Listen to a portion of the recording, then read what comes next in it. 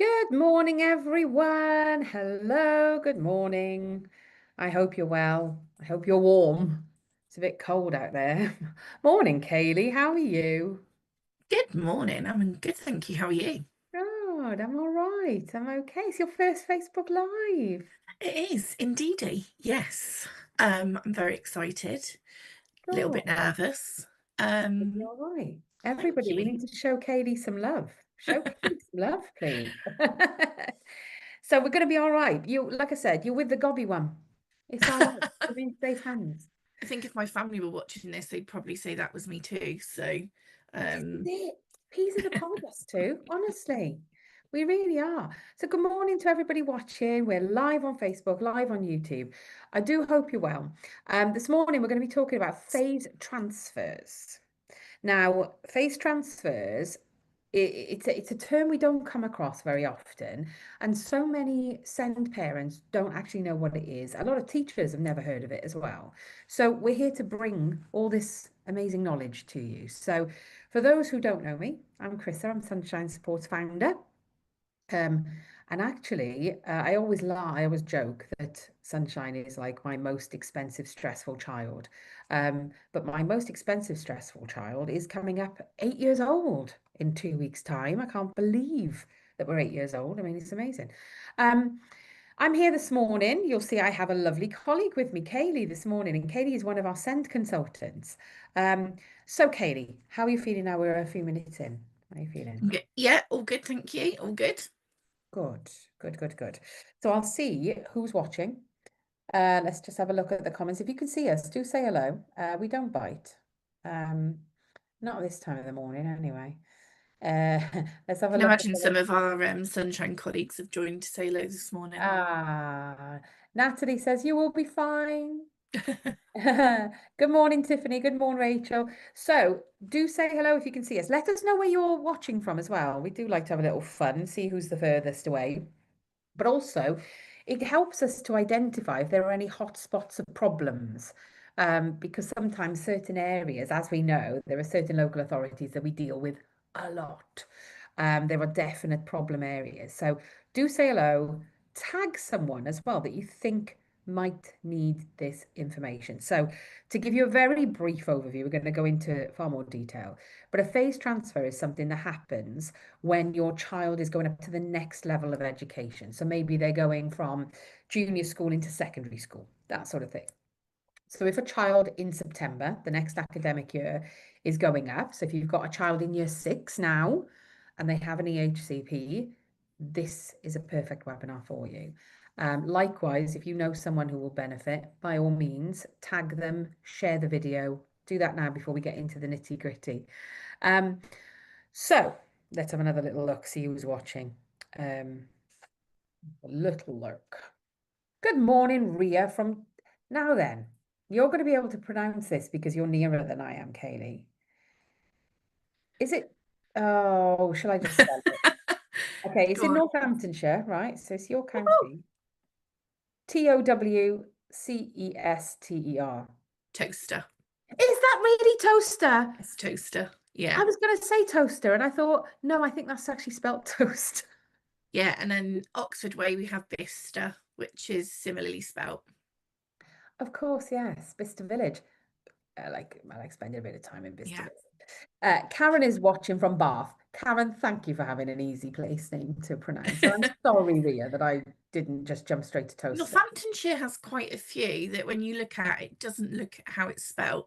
So Yeah. there's one that I would pronounce Coggenho, but it's actually pronounced Cookno. Um, Ah, yeah, why do they there's a lot. confuse this in Northamptonshire? There's a lot. We don't need that. With all the other executive function problems we've got, we don't need it. Uh, Morning, Jade from North Tyneside.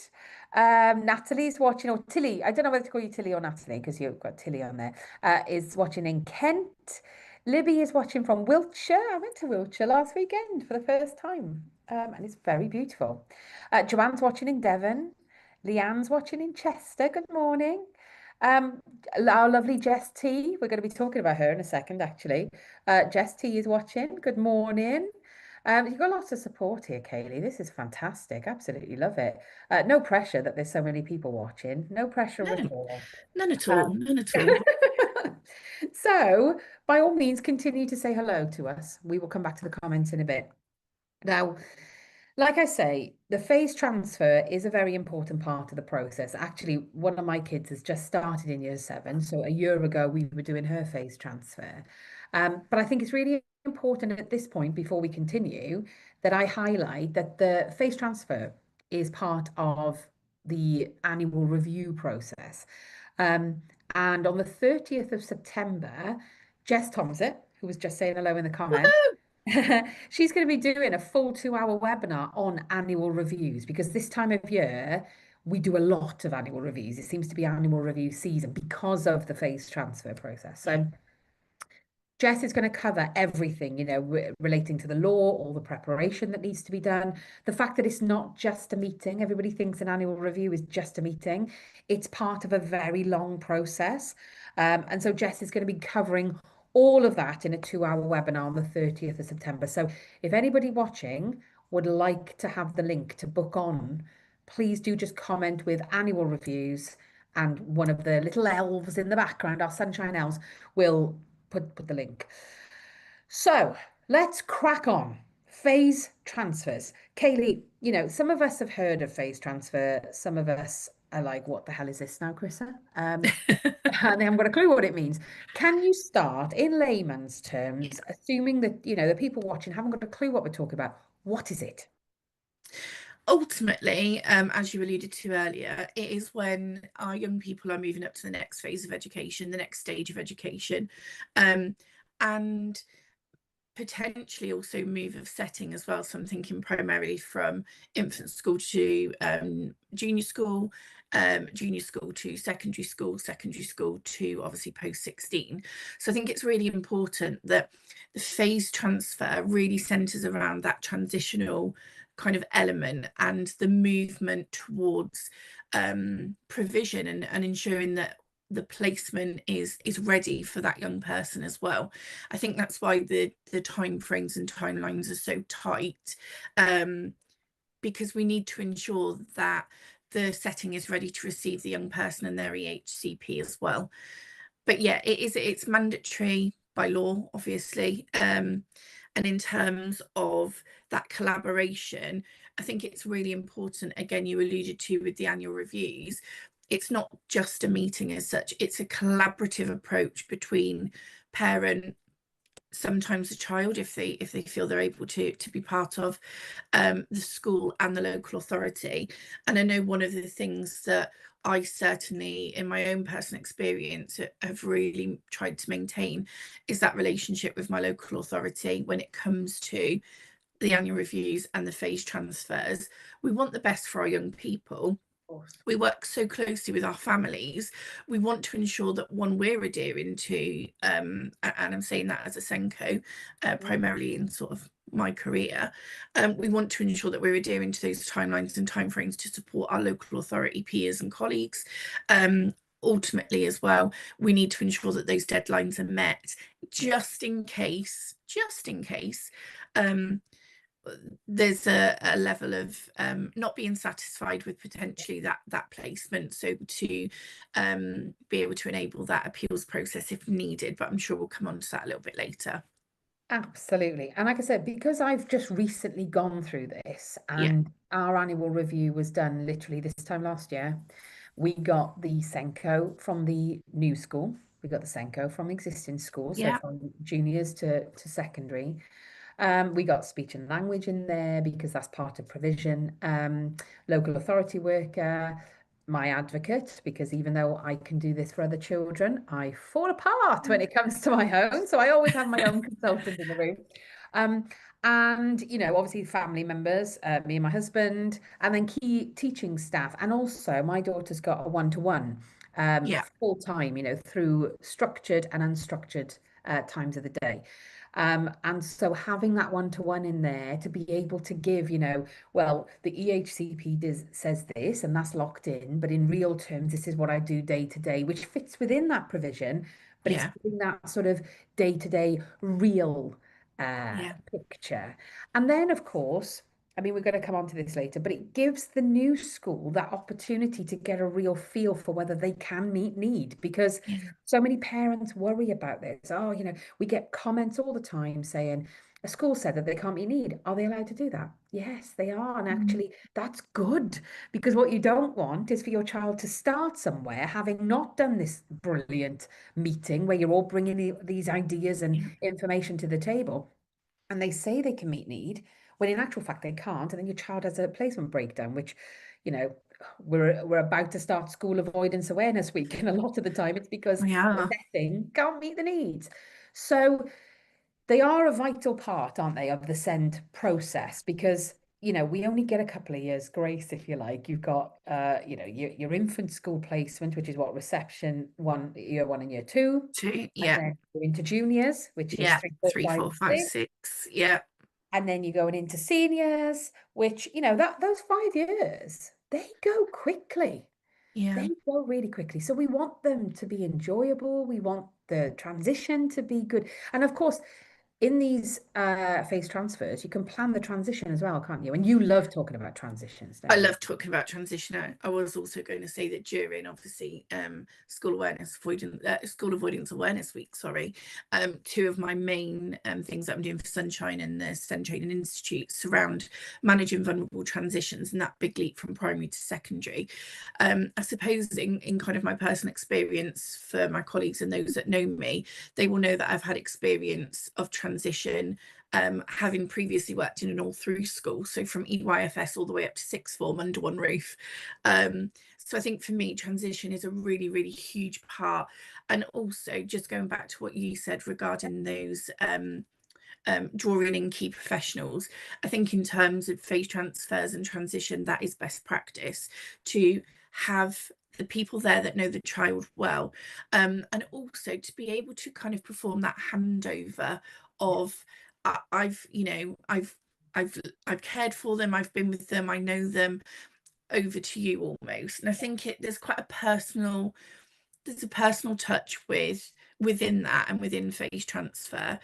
Sometimes our young people are leaving us and going on. We want to make sure, as the professionals that have been responsible and working with them, that we're setting them up for the absolute best outcomes as well.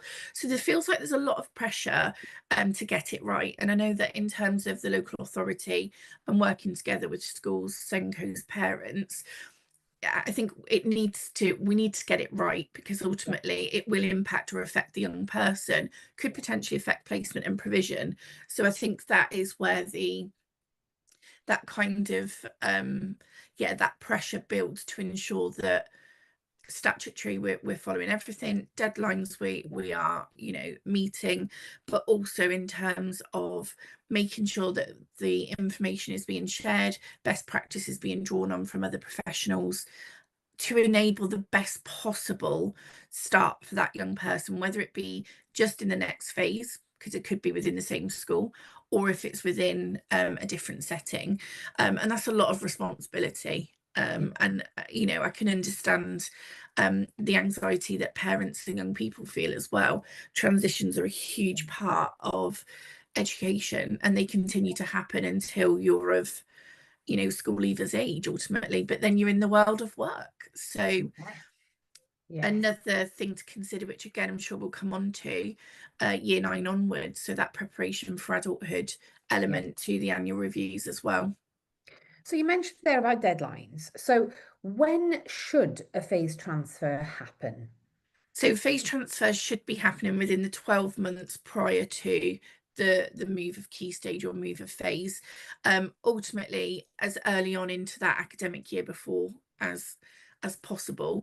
But I think between September and December is kind of those key elements. I think specifically for years 6 and year 11 more so, so that we can meet those statutory deadlines of February the 15th and March 31st. So I would say as early on into that autumn term as possible, but also you need to give time to be able to obviously send out the invitations, to gather in reports, to build that multi-agency kind of approach and that team around the young person. but in the, like I said, even if the annual review, which can happen at the same time, depending on when it's due. But even if the annual review is not due during that time, the phase transfer still takes place. Yeah. So it still takes priority that it has to be within that 12 months of transition. But yes, certainly I would say as early on into the autumn term as possible. And people do tend to combine them. Annual review was done in the July. Yeah, And then we did her phase transfer the following September. And actually, yeah, we were like, actually, we're content now with what is in the plan. We don't need to be reviewing it within this school year. So yeah, now she's due again now. So it's, you know, we don't want to have meetings for meeting's sake, unless, of course, there is something that urgently needs to be addressed. So, but we do need to be seeing those phase transfer meetings happening now, ideally, like you said, to yeah, give you enough time to move through that process. yeah, And I know, you know, speaking again from experience, we were very clear in what my child needed, and she was content with that. Everybody around the table was content with that. So we knew that what was going to come in that final plan was yeah, going to be what we wanted, because actually it wasn't an expensive or singing or dancing. It's mainstream with a lot of resource, yeah, very, very specialist resource. But it's worked so far, so we're going to continue with it. And so we were sort of, we could almost confirm. In fact, I think we got the EHCP through pretty quickly that confirmed yeah, from September that is the school. So of course she knew before, she's a twin, so she knew before her twin, who doesn't have an EHCP, which school she was going to.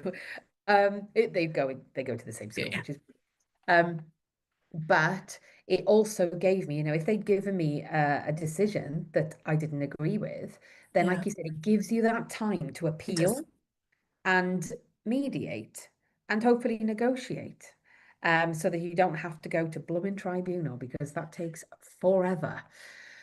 We're on So a long waiting list at the moment. Long, long, it's, long. it's terrible. It's terrible. I've got a case being heard in one of the tribunal courts at the moment, and it was meant to happen last week, and they actually rescheduled at about 4 o'clock the day before. So it's just bonkers, the amount of prep that goes into these things, the amount of finance that goes into these things. I had a barrister doing mine.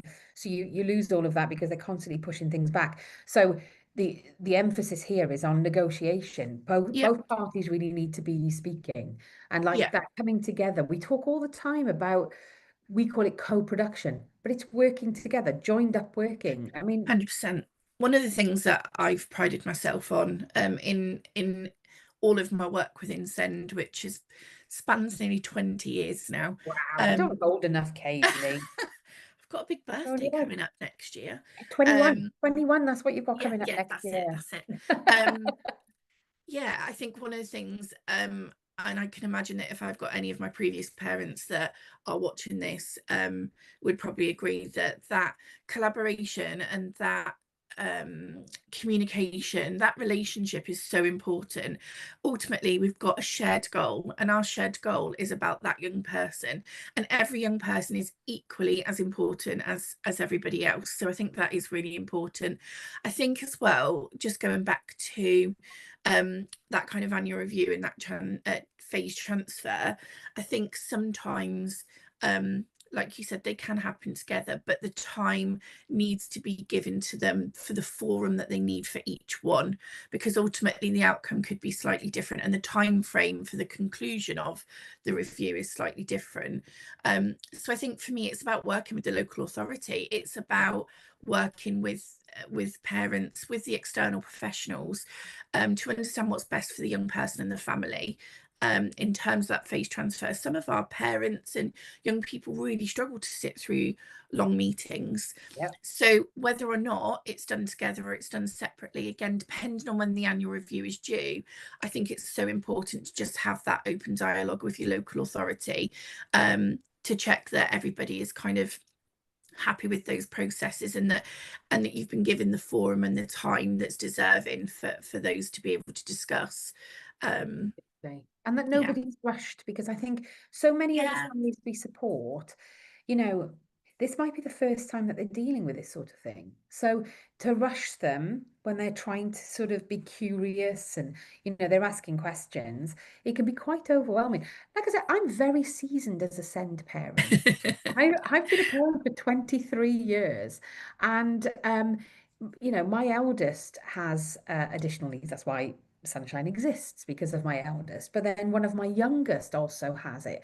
And even though I've been through it, what I tend to find is there's a few things that happen. I'm still overwhelmed by the information, even though I know it off by heart. But when you add emotion into it, different Oh, ball game.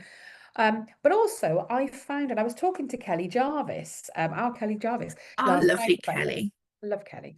And I was speaking to her last night because I said, actually, with every new process that happens for one of my youngest with her EHCP, doesn't matter if it's good or bad, I still have those pangs of like trigger from the Yeah, eldest, which didn't go. I mean, it did eventually go right, but it was so traumatic and so stressful that I do have PTSD from that experience. And yeah, I think for professionals to just, go into this with open eyes and assume that that parent is feeling pretty stressed out, just give them time to absorb the information. absolutely. Absolutely. And also it's, those emotions are running raw. And I think as professionals, I think we recognize that personal link and that personal element, and potentially sometimes at annual reviews and phase transfers, those emotions can run high because the child is growing up, they're moving on. We want to ensure that if they've had a really good experience so far, that continues, or if they haven't had the best experience, that we want to change that. We want to remove those barriers. And also we're very aware of triggers and traumas, and how we deal with our parents on an individual basis. Although things are statutory and they have to happen for every child, I think the professionals that know the child and know the family will also know how to hold that meeting, um, in that sensitive way where everything needs to be discussed, but also be aware if there are additional needs themselves within the room. I think that's really important, that we tailor those reviews to support our parents and our professionals as well as the child. Absolutely, absolutely. So when we're thinking then about the sort of official deadlines for the decisions that are made through this Oh process, yeah. you know, who's responsible for them, Kayleigh? Because this is the bit where I think parents become quite frustrated because they always wonder, like, is it school? Is it local authority? Is there someone else? Is it them? Should they be the ones organizing it? Or who's responsible? So ultimately, the duty falls with the local authority. It is their legal duty to review and obviously amend the EHC plans as per they would with annual review or phase transfer.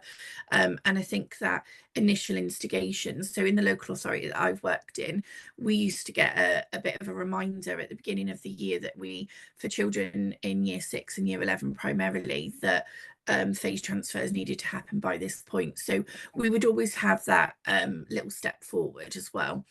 I think in terms of that responsibility and that drawing, again, it's a collaborative approach, it should be, but local authority ultimately hold the duty to review and amend following that phase transfer. So there's a lot of work for local authorities to do in that period of time. So from the initial phase transfer, I believe there's 4 weeks, around about 4 weeks, where a decision would be made to either the decision about how to move forward, whether or not there'll be amendments, placements, provisions, things like that. Then you've got the opportunity, if there are amendments that need to be made, for it to go back into a draft phase, 15 days for kind of parents to respond. And then I think following that, I think within 8 weeks, I think there needs to be a final plan. So they have really tight deadlines that they have to work towards. And I think that's where our responsibility as schools and professionals working within schools to support the local authority to have the information that they need, the evidence they need, the reports, but also the communication and the dialogue. Ultimately, sometimes local authority representatives will join. Sometimes it can be in a virtual way, it can be in a face-to-face way, but ultimately whatever we produce and submit within that phase transfer I think it's between 10 and 14 days. If I remember rightly, it's been a year since I've done them now. 10 and 14 days, we have to ensure that it's fully comprehensive. We have to ensure that there's no room for doubt, that that is what we want for our child moving forward, our young person, sorry. So that the local authority and the case officers who are dealing with that are fully aware of what the intentions of the phase transfer are. But ultimately, nothing is lost within that. So there are opportunities to discuss certain things about the transition process, absolutely, which again you alluded to earlier. And I think you've actually touched on a really good point there, because I like that you've been honest in saying it's been a year since I've done these, obviously, because they come up at this transfer. Yeah. And for the parents out there, be patient, because actually there's so much law, legislation, guidelines, procedures, that none of this is taught in teacher training. This is stuff you have to pick up later on. So also be patient with the fact that, it doesn't come just naturally to your brain, because you have to revisit it once a year. In fact, I'm going to share a resource. I don't normally do this on a Facebook Live, but I want to share this resource just so people can see it, because this is one of our resources, and it's our phase transfer timeline. And it goes all the way from what is a phase transfer. So it explains exactly what Kayleigh's just said. And then all the way through to all the deadlines and things you should consider. Now, I'm not going to keep this on the screen for very long, but I think it's really important that people know that this resource exists. It's free to download. And so if you want the download, just comment phase transfer, and one of the little sunshine elves will give you the link so that you can download it. But I think it's really important for schools as well. Schools, just download this. It's free. Just take it, use it, print it off if you want to. I think we do have print offs. So if you're in Derby, come and grab some. But I think it's really important that, to have this sort of resource in the meeting, just so everybody's aware. It's that transparency, isn't it? It's so important. So I'll stop sharing my screen now, because it's not a webinar, Chrissa. Who do I think I am? I think visual representations are really, really important, especially again, if we're talking about meeting the needs of the young people, sometimes we also have to meet the needs of the people that we're working with as well, because we understand that there's neurodivergence in adulthood as well. So I think visual representations are really, really important. And I think that kind of timeline and step-by-step guide, I think, can really help to move parents on and know which stage they're in. Or it happened 3 weeks ago, so really a decision should be made within the next week or so. They can then be on that in order to, if deadlines are not being met, which we know sometimes it doesn't happen, whether or not they decide that a PAP letter or again further down the line appeals as well. So I think the visual representations are so important. And I think, again, you've touched on a brilliant point in the fact that, if your local authority are not adhering to deadlines, whether that's your EHC needs assessment request, whether that's the annual review process, yes or no to the phase transfer, it can happen with just regular annual reviews as well. If you find that they're not sticking to the deadlines, you don't have to accept that. There's a procedure that you can follow. So it's the judicial review procedure. We can help you with that. We're not going to focus on that today, but if anybody wants information on holding your local authority to account when they've missed deadlines, by all means, ping us a message, and we'll help you. Kayleigh, I've got a question. Is there a particular circumstance where perhaps a phase transfer doesn't need to take place? It doesn't go ahead? So I did a bit of research on this. I actually went to our lovely Jess T as well, who is doing our annual review webinar in a few weeks, in terms of local authority, because I couldn't think of a circumstance when it wouldn't. Even right up to under the age of 18, even if the child isn't in education and or training, the local authority still have a duty to ensure that that review is happening almost. I think the only thing that we kind of created between us was that there isn't a circumstance when it shouldn't happen, but there are circumstances, for example, when it can't happen. There could be personal circumstance, mitigating circumstance, when it can't happen within a certain time or a time frame. Or it could be that there are concerns whether the child is home educated or there's an EOTUS or things like that. Again, those communication with the local authority are really, really important. Yeah. Because ultimately, yes, they still have a duty. They're bound by the SEND regulations just as we are. But in terms of that phase transfer, even in some circumstance, some schools have middle school as well. That still needs to be part of that process. So, and I would be open if anybody has any other, but Jess and I couldn't think of a time or a reason when a phase transfer shouldn't take place given a new phase of education. But we do understand, depending upon the individual circumstances of the young person, and whether or not they are in education and or training, there might be a bit of confusion about what the duty is. But my understanding is under the age of 18, particularly with not in or within training and or education, it should still take place anyway. Brilliant. Yeah. That's good to know. So, if you have any questions like that, please do fire them on the comments. We are going to come to questions shortly. But I think it's really important because I think, I've come across situations where the school has said, we don't need to do a phase transfer because the school isn't changing. Well, of course, you've just come from one of those schools where Yeah. it's, from a very young age to, the end of education. So you still do that phase transfer because they are moving up and they're going into a different type of key stage. Absolutely. And they're even if they're moving into key stages, different teachers, different expectations, different demands. And certainly for some of our young people, our neurodivergent young people, that change in expectation and demand is, It's make or break. Oh, absolutely. And I think the more we talk about the needs of our young people as well, I think the more that we recognise, certainly for us as adults, the transitions that we've been through in our life and the impact that that's had, and whether or not there are triggers and traumas.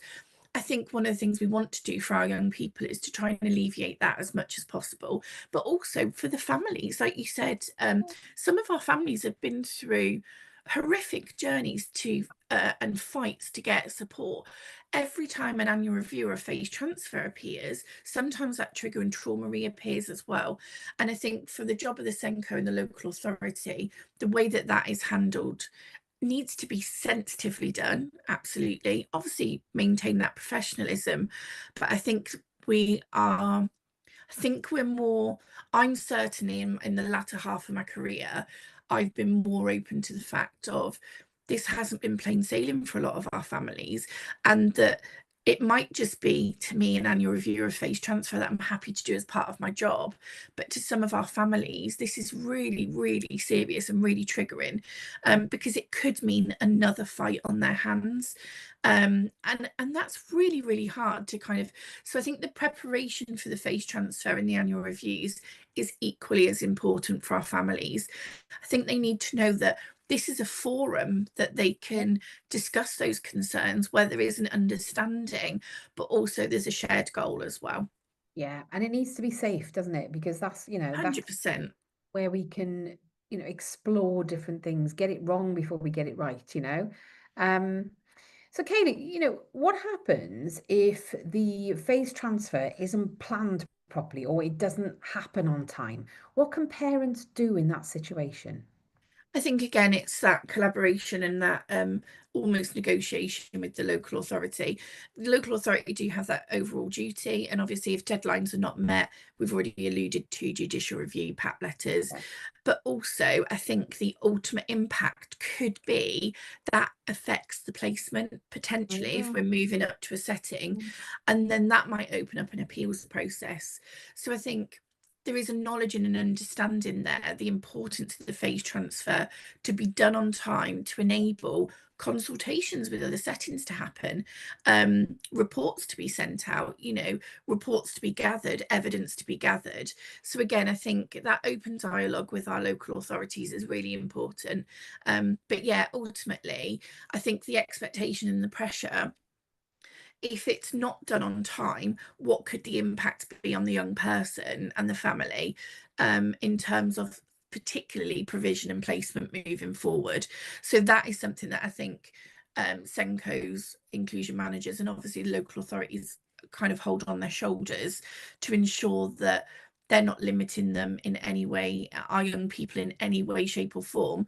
Our duty to have timelines and deadlines isn't a tick box exercise as such. It is to ensure that things can be in place for the child or young person moving forward. And I think that's what we've got to remember. And it can be really difficult if you feel that you're responsible for something that hasn't quite happened properly, or something that should have happened sooner. And I think as professionals, we have to, we have to learn from that as well. But yeah, I would definitely say for me personally, in the sort of career and professional sort of circumstance, the responsibility of ensuring that things are done on time for me is primarily and purely based around the fact that I want the child to have what they need, and the local authority then have to take all that information, consult with potential other settings if it is moving from one setting to another. There's a long kind of stream of work ahead. So but again, if it doesn't happen on time, you can exert your right to, obviously we talk about PAP letters and judicial reviews. And then obviously if you're not happy with the conclusion of the phase transfer, your right to appeal. And I think that's one of the reasons, again, why it happens when it happens, because it does give parents, although we are seeing a longer waiting list at the moment in terms of appeals, it does give parents that opportunity to be able to lodge an appeal within a time frame before that transfer happens. Absolutely. So get it done early, get it done right, and remember who you're doing it for. Exactly, that is it. And I think if we get those three things right, then it should be plain sailing. Right, I'm going to come. Should be. I'm going to come to some of the comments now. Hi, Stephen from Medway, who's watching us from on YouTube, and Nikki from London. Emma says, "Good morning from County Durham. They're year 8, so Emma's year 8 is home today. Can't make it to school." And in year 7, attendance was 35%. Emma, first and foremost, we're so sorry that your child is struggling like this. And I'm so sorry that, nobody, I'm guessing, I'm reading between the lines here, is, seeking to put this right. Because 35%, let's not think of school attendance, let's think of educational engagement, learning attendance. Your child only has 35% last year of learning attendance. Now, this is where it sounds, and again, I've got no further information, I don't think, here, but we hear this a lot this time of year, and it sounds like the setting isn't suitable. So reach out to us and we can have a chat about that. Alternatively, come to our School Avoidance Awareness Week next week, because we're going to be covering this. We've got tens of webinars lined up, and we're going to be covering it in detail. So it's, by the way, for everybody watching, it's one ticket price for the whole week. So if you're a parent, it's $10.99, access all week, access it on demand. You've got access for a month. If you want to renew, you renew. If you want to cancel, you cancel. And it's the same setup for teachers, but it's $19.99 a month. Gabby says good morning from Sunderland, our Gabby. Good morning, Gabby, as I like to say. And our Beth says morning as well. Everybody's supporting you here, Kayleigh. It's fantastic. We've got a great team at Sunshine. We do. Nikki over on YouTube asks, when a child has been educated out of year group, held back a year, when should a phase transfer take place? This is really good. That is a really good one. Is it their actual chronological year group or the new year group? So my understanding, and again, this is only from a personal preference, it would personal experience. I had a young person who I recently worked with in my previous setting, and we held the review in the new year rather than the one that there was, because they would then, if it was held in a year of where they should be, potentially that transition should have already happened. or it would be a very, very tight turnaround. So I think, for example, if they were in year 11 and they've been moved back to year 10, I would be waiting again for the year 11 one. Yeah. I think that because we need to make sure that it's within that 12-month that they would be moving. So unless there was any change in circumstance where they would go back to their original year group, but again, that's got to be, I think that's a decision with the local authority. I think they're duty bound as well, and there's lots of legality surrounding that. But my personal stance would be, it would be the year that they are currently in for the year that they are moving.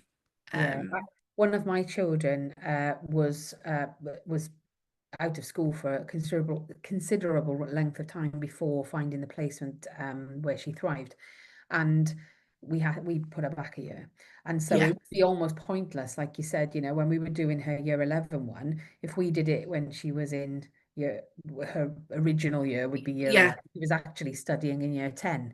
So it's kind of pointless, isn't it? You know, because things and then it feels like it's a long way, and things can change. Yeah, absolutely. Oh, jinx, we got the same. I know. Gabby asks, lots of parents ask me, so this is our Gabby, if a caseworker officer must be in attendance. There, you know, is there an ability to delegate this duty to school? Now, this is quite interesting because when I did my first batch of EHCP stuff for my eldest, we never had a local authority in attendance, which was quite interesting because it was a very expensive placement that they were constantly trying to pull. This time, I don't know whether it's that I made a nuisance of myself last time, but I have had at least one. In one of the annual reviews, I had two case officers, a manager and a case officer. I don't know what they've been told about me, but I've always have them in attendance now, and I find that very useful. However, you look at the volume of cases, it's not possible for them always to be in attendance, is it?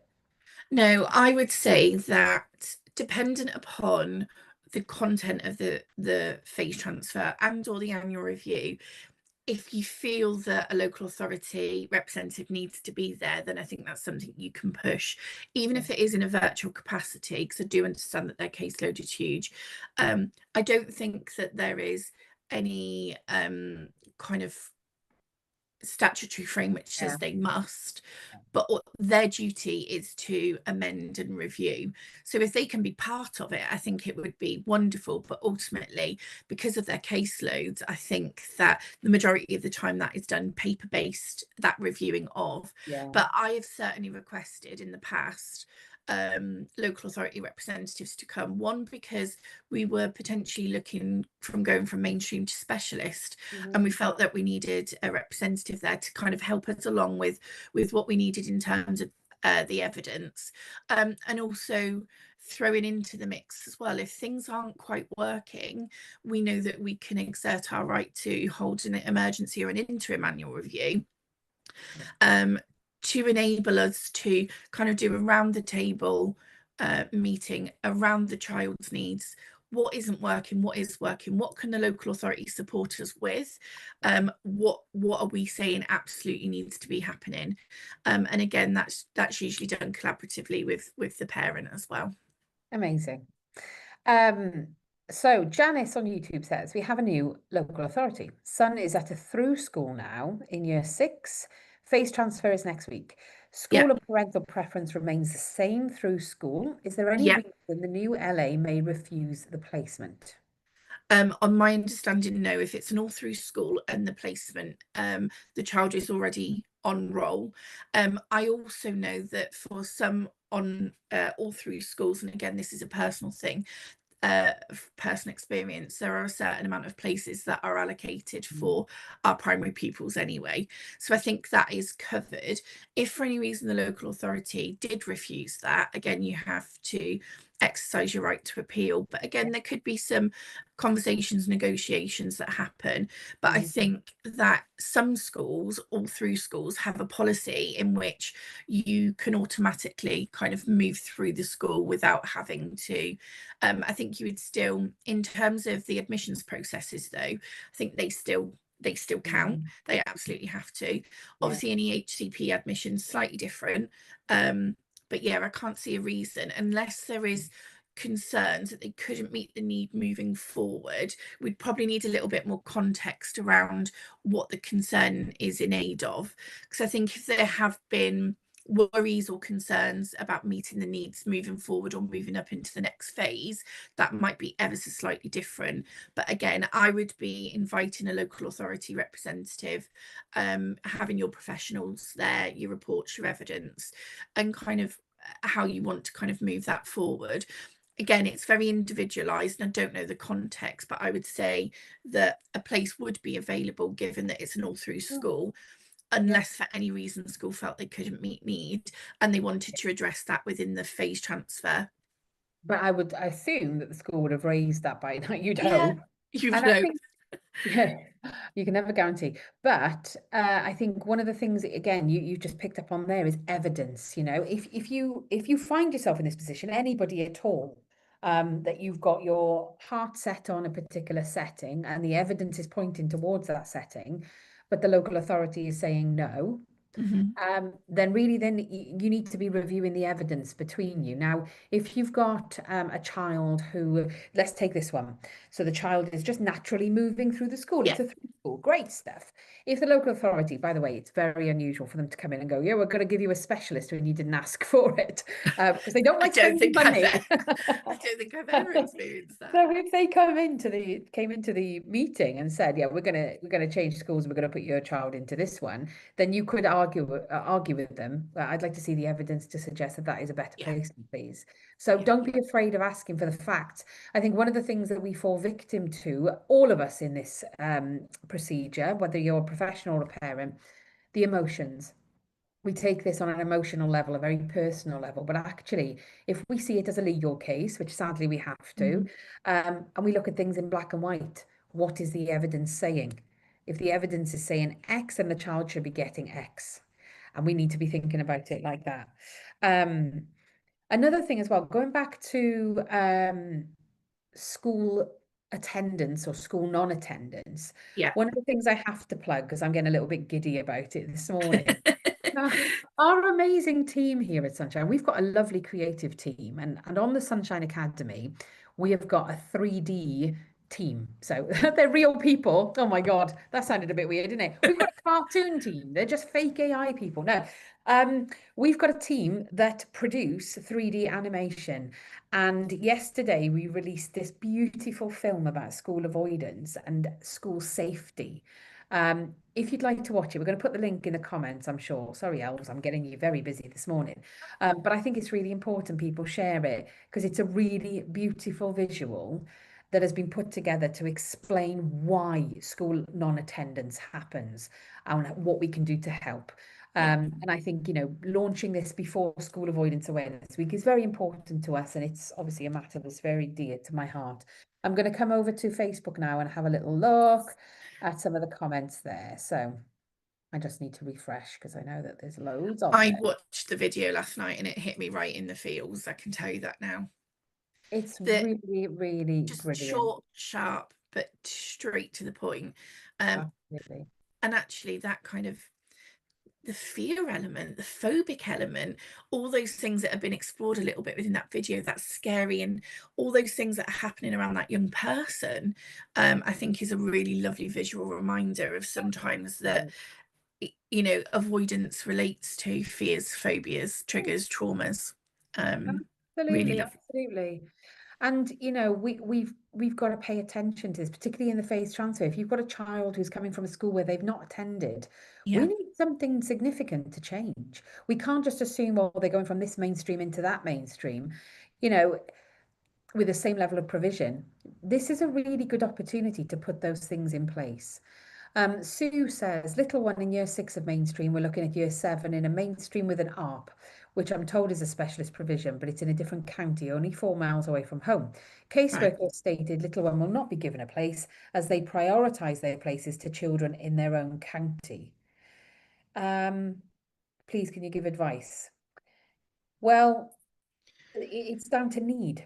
If a child needs that provision, and we can't say, when you're looking at the evidence shouldn't say, I've assessed this child, here are the findings. I believe they should go to ABC school Yeah, organization. They can't say that. They'll say a type of provision. type So of, yeah. small class sizes of up to 10 children, for instance. Let's assume that that's what it says. And in this particular provision that Sue is mentioning, that is the type of provision and it's the most local. Then they have a duty to consult. Like they have to do it. It doesn't matter about what county you're in, does it? Yeah. I think in terms of case law as well, there's a lot of case law that our lovely Gabby has kind of exposed me to as well, surrounding parental preference as well, and the detriment on the young person. If that is the correct setting, if that is the provision that can meet the needs, but absolutely go to consultation. The local authority should go to consultation over it, because actually school might say, this is a child that we can meet the needs of. Yeah. And again, further beyond that, we do have SEND transport. We do have other things we can explore. I think it's definitely something, again, your SENCO potentially has got a relationship with that local authority already, that they can have those conversations and negotiations. But I know in my locality where I live, we have a couple of schools that have ARPs or specific units within them. And because I think there's probably 4 or 5 kind of strewn across the locality, sometimes people do have to travel out of their own town into others, and that's obviously where we would look to with support with SEND transport and other things as well. But yeah, I would definitely be meeting with the SENCO. I would definitely be asking the SENCO to gather as much evidence as possible, have a look at what their SEND information report says, what they can offer, how that relates to the EHCP or the child's needs, and see if you can kind of bridge that gap with the evidence as well. But again, something to bring up at the phase transfer, absolutely. And then there is a period of time where those consultations and discussions and communication should continue to happen. Yeah, absolutely. Angela says our phase transfer from primary to secondary is coming up. Should we call an emergency review in order to add extra reports into the EHCP, or can the usual phase transfer deal with it? Will the new information just be appended rather than written into the existing plan? You can have it all done at the same time, can't you? Yeah, also it might be, again, holding the annual review and the phase transfer together. So rather than interim or emergency, depending on what the context or circumstances, because obviously generally it would be around not a concern about currently not meeting need, or maybe a concern about not meeting need moving forward. But I would say, depending on when the annual review is due, again, have that conversation with your SENCO and your local authority to see if we can taper them both in together, giving them each the forum that they need. If there is a concern around unmet need, I would have the phase transfer and be able to communicate that within there. And then thereafter, depending on what the decision surrounding the phase transfer is, that might be a more appropriate time to then call the emergency or interim annual review. Once you know what that conclusion is, or the decision, sorry, within those sort of few weeks after the phase transfer. And of course, we are going to be going into a lot more detail about the annual review process, what you can and can't do, what you can use it for in Jess's webinar on the 30th. So by all means, I'm really excited it's great. for that. It's As so somebody good. who's, the thing for me, as somebody who's done annual reviews as part of being a SENCO for many, many years, I'm so excited to hear the local authority's perspective as well, because I never see that side of it. I do my part, I send it in, we might have conversations, communications, but for me, I don't know what the process is necessarily once it leaves me, what then happens. So I'm really excited to kind of get a more like overarching approach on that annual review. Really excited. And for context there, Jess Tomsit, who is one of our many Jesses at Sunshine, it's like the most popular name. Jess used to work for a local authority. And if you've not listened to her podcast with me, I please love it. do. Just comment podcast, we'll give you the link, because she gives a very honest view of what it's like to be a SEND caseworker. And it's enlightening, to say the least. Jacqueline says, can a local authority name the school in section I if parents haven't provided a school name? Yes, they can. Yeah, I would say in terms of, so again, if why parents haven't provided it. Is it because there is it's an all through school, or because they're unsure? They can name a school, but I think in terms of again, the admissions processes and the parental preferences, you still have your kind of legal rights to express what your parental preferences are. Yeah. But again, dependent upon the consultations and dependent upon the ability to meet needs, I think the local authority can absolutely name what they deem as a suitable place for a young person. And then again, if it's something that you're not satisfied with or you don't agree with, you can exert your right to appeal. But ultimately, I think dependent upon the evidence, the HCP, and the whether or not the school can meet need through consultations, that would give the local authority a good stance on which school would be within kind of locality and able to meet need. So there's a few questions which we're not going to be able to answer, but we do have resources that will give you the detail that you're looking for. There's a few questions on the general process with annual reviews. So like I said, we've got an upcoming live webinar where you can ask questions like this. Yeah. It's a 2-hour webinar with Jess. It's on the 30th of September. Comment annual review if you'd like that link. We've got quite a few questions on EOTIS as well, but of course we have just done a webinar on EOTIS, so that will be a couple of available weeks very ago. soon. That'll be available on the Sunshine Academy soon. And of course, if you're signed up ready for School Avoidance Awareness Week, you have access to all of our EOTIS webinars that are all recorded. And we also have on the Sunshine Academy, we have tons and tons of, we've got hundreds of courses on there. So if you've got any questions and you're trying to prepare forward, even if it's just going to have a chat with school, we've got courses on that, how to maintain or create a good working relationship with school. Please do sign up to the Sunshine Academy. Like I said, it's £10.99 a month. You can cancel at any time. So if you want to just sign up for 1 month, do School Avoidance Awareness Week, hammer the courses, and then unsubscribe, that's absolutely fine. We're not going to judge. So there's lots and lots of questions on our Facebook, but we have the resources for them. So keep your comments and questions coming. Our team will absolutely answer them. Can you believe we've been talking for an hour, Kayleigh? This is amazing. No, I actually can't. And my hair hasn't frizzed up at all, which I thought it would. I'm really quite impressed. Bonus. Yeah, Fantastic.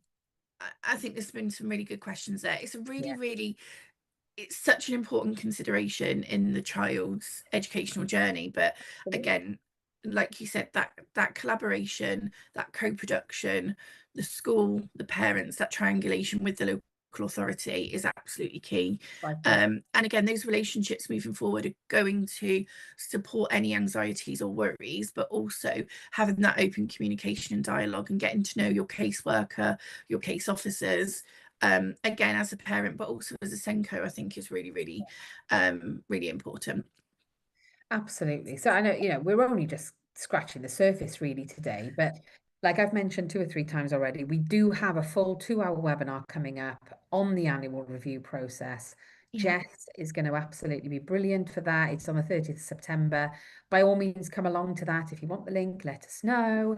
But Kayleigh, it's been an absolute joy. We need to do this again. It was really good. Thank you. No, I really enjoyed it. Thank you so much. And everybody's been so lovely with their comments. And hopefully we've been able to answer the questions to the extent and expectation that they should have been. If not, obviously, I'm happy to jump in and answer any other questions that anybody's got. Be careful what you offer. You'll be like, they'll be like pouncing. They'll be like, oh, we want Kayleigh, we want Kayleigh. And Kayleigh as well. I mean, I think she's actually full for work at the moment. But if you wanted to consult with Kayleigh and have her on your team as your consultant, then you can apply to have her on your team. Which I always advocate for, because I think having a consultant with you in the room is life-changing. It really is, because I go to pot. I just end up crying through annual review. But yes, Kayleigh, it's been an absolute joy. Thank you so much. We will plan some more. I know we will. Oh, definitely. It's just so, like I said, getting the message across, knowing what your rights are as parents, but also what the legal duty and the statutory deadlines are. Again, I'll plug the visual for me. Just even having that as a Senko when I was working within schools, I think would have been so useful to be able to provide that to our parents as well. Yeah. So definitely look at Download it. those on the website. Absolutely. Thank you so much. I know I'm going to be seeing you later today anyway, but have a lovely We're morning. spending a lot of time together We today, are a but lot of remote time. I like it. virtually. Yeah. Wonderful. Well, I'll see you shortly. See you shortly. Bye. Bye.